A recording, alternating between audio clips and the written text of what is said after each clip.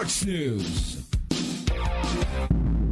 Ito mga kabombo, lone tennis athlete na sina Steffi Aludo at Tenille Madis ay muling nakasungkit ng tropeyo sa kanilang nilahukang laban nitong nakalipas na mga araw. Alamin natin yan sa nakalap na impormasyon ng Star FM Dagupan. Pinatunayang muli ng unstoppable lawn tennis athlete na sina Steffi Aludo at Tenille Madis ang kanilang galing sa larangan ng lawn tennis matapos silang itanghal na kampyon sa katatapos lamang na Philippine Tennis Association International Tennis Federation J60 Manila Leg 2 nito lamang buwan ng Disyembre na ginanap sa Rizal Memorial Sports Complex, Manila.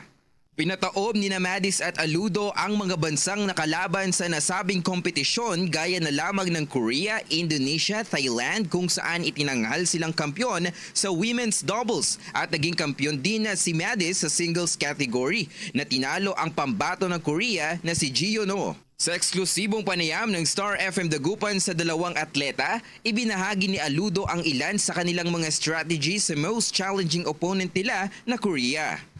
Kasi malakas po talaga sila kasi nag-observe po kami sa laro nila nung semifinals. Nakikita po namin ni Tenny kung ano po talaga yung weakness nila. Yun, nag-analyze po talaga kami, saan namin kukuha yung puntos, saan namin ilalagay yung bola. Dagdag din ni Madis ang mindset na baon nila sa bawat laro nila sa loob ng court. Ang mindset po talaga namin ni Steffi is to focus po talaga. Every point counts po talaga. Yun po talaga yung concentrate po talaga sa laro. Samantala, nakatakda muling lumaban ang dalawang atleta sa J100 na gaganapin naman sa bansang Dubai. Yan ang balita mula rito sa Star FM Dagupan para sa Bombo Network News. Star DJ Bobby nag-uulat para sa #1 and most trusted radio network in the country, Bombo Radio Philippines. Basta Radio, Bombo!